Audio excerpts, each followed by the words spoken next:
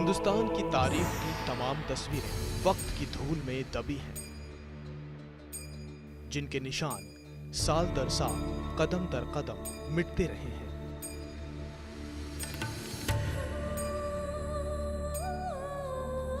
मुगल सल्तनत के शानदार मकबरों में सोते हुए अजीम शान शहंशाहों को नींद न पड़ती होगी जब उन्हें उन शान शौकत से बनाई गई दुनिया की महानतम इमारतों की कतार में खड़ी इमारतों का ये हाल दिखता होगा।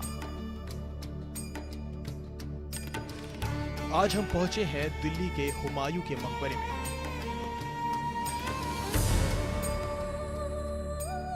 साढ़े 500 साल पहले बुलंद किए गए इस मकबरे की दीवारों में न जाने उस वक्त की कौन कौन सी आवाजें कैद हैं, जिनमें एक बादशाह अपनी बुलंद आवाज में अपनी रियाया से बात करता है।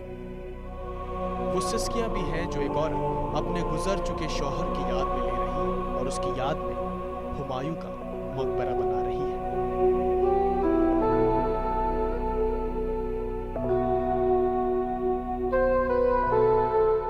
ये मकबरा मुगलिया सल्तनत के एक बादशाह हुमायूं की याद में उनकी बेगम साहबा ने बनवाया था। ये हज़रत ख्वाजा निज़ामुद्दीन औलिया महबूब इलाही की खानका शरीफ के बिल्कुल आसपास में है और ये मकबरा दुनिया के तमाम सयाहों के लिए एक बड़ी ही यादगार चीज़ है। दुनिया के बेशतर लोग इसको देखने के लिए यहाँ आते हैं। लेकिन हालात ये हैं कि मौजूदा दौर में यहाँ अतिक्रमण ने हर तरफ पैर फैला रखे हैं। शहरों में खत्म होती जगह और मिटती विरासतों के बीच हुमायूं का मकबरा जैसी कई इमारतें हैं जो अपने गौरवशाली अतीत और कूड़ा वर्तमान के बीच अपने मायने तलाशती हैं।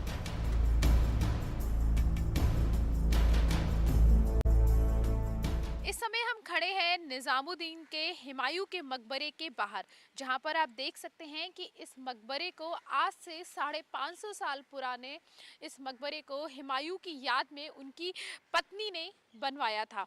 इसी के साथ साथ यहाँ पर 3 गुंबदों का आसपास में एक और मकबरा बनाया गया था, जो मकबरा आज गायब हो चुका है। हमारे साथ कुछ लोग मौजूद हैं यहाँ से, उन्हीं से जान लेते हैं कि इस मकबरे की पूरी कहानी क्या है। बहुत सारे गुंबद आपको नज़र आएंगे। एक हज़रत मिर्ज़ा अब्दुल रहीम खान ख़ानान का भी गुंबद है। उसके आसपास छोटे मोटे बहुत सारे गुंबद दिखेंगे, मगर उसकी कोई निशानदही तो मौजूद है, मगर उसकी तारीख से वाकिफ़ नहीं है। यूं तो ये खाली पड़े तमाम गुंबद इतिहास की तारीखों और किस्सों से लबालब भरे हुए हैं, लेकिन इनकी बदहाली के बाद भी सरकार की तरफ से इन्हें बचाने के लिए कोई खास जद्दोजहद नहीं दिखती। ये यूं ही अपने इतिहास के उन वाक़ियों को समेटे सदियों से खामोश खड़े हैं, जिनमें दर्द और मुस्कुराहट दोनों हैं।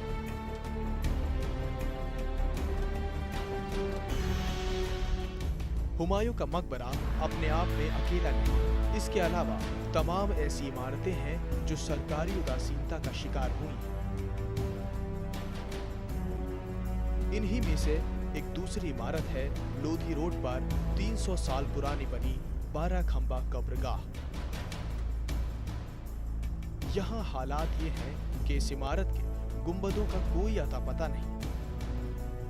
सदियों से सीना फुलाकर अपने खामोश किस्से बयान करती ये इमारत जैसे अब आखिरी सांसें गिरने लगी। लोगों ने यहाँ घेराव कर लिया है और अतिक्रमण के चलते आना जाना भी अब मुनासिब नहीं। इस समय हम खड़े हैं लोधी रोड के 12 खंबा कब्रगाह के पास, जहां पर आप मेरे पीछे देख सकते हैं कि इस जगह को, इस गुंबद को 12 खंबा कहा जाता है और इसी के पास में और इस गुंबद के पीछे एक 12 खंबा होती थी, 12 खंबा कब्रगाह होती थी, जो अब कब्रगाह अब यहाँ से लगभग गायब होती हुई नज़र आती है। और यहाँ पे कई कब्रगाह ऐसी थी जो अब गायब होती हुई नज़र आती हैं। साफ जाहिर हो जाता है कि सरकार का इस तरफ ध्यान नहीं है, जिस कारण से ये जो कब्रगाह हैं और हमारी जो धरोहर हैं वो सारी की सारी धरोहर दिल्ली से गायब होती नज़र आ रही हैं। यहाँ के कदीम लोगों से बात की तो पता चला कि इस कब्रगाह के आसपास बनी खूबसूरत नक्काशीदार जालियों से छनकर रोशनी जब अंदर आती थी तो नजारा देखने लायक होता था।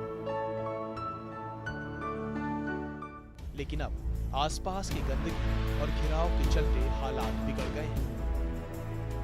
और तो और अब तो हालात ये है कि ये जगह जुआरियों की बैठक के लिए परफेक्ट प्लेस बन गई है।